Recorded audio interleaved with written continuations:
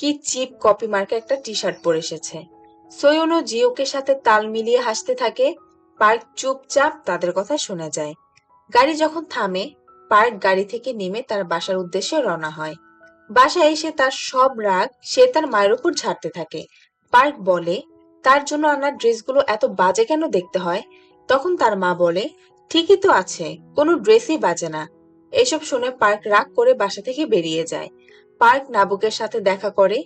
সে নাবুককে সব বলে। পার্ক আফসোস করে বলতে থাকে, সোয়ুন আমাকে কখনোই বুঝলো না। ও মনে হয় আমার ভালোবাসা চোখেই দেখে না। হ্যাঁ, আমি মানি জিওকে টাকা পয়সার কাছে আমি কিছুই না। নাবুক তখন বলে, তোমার উচিত তোমার মনের কথা দ্রুত সম্ভব সোয়নকে বলে দেওয়া। পার্ক যদি এরপরও সোয়নকে কিছু না বলে, তাহলে তার সোয়নকে চিরতরে হারানো লাগবে। মূলত নাবুক পার্ককে একটা বুদ্ধি দেয়। সে বলে, তুমি এক কাজ করতে পারো। বছরের প্রথম স্নোফল যেদিন হবে, তুমি সোয়নকে প্রপোজ করো। অনেক রোমান্টিক হবে। পরদিন সকালে সোয়ন পার্কে তার জিনিসপত্র শিফট করার জন্য হেল্প চায়। সোয়ন আসলে ক্যাম্পাসের পাশে থাকার জন্য বাসা ভাড়া নেয়, কারণ তার আগের বাসাটা অনেক দূরে ছিল, আসা যাওয়া করতে কষ্ট হতো। সবকিছু গুছিয়ে রাখার পরে সোয়ন তার ছোটবেলার অ্যালবাম পার্ককে দেখায়।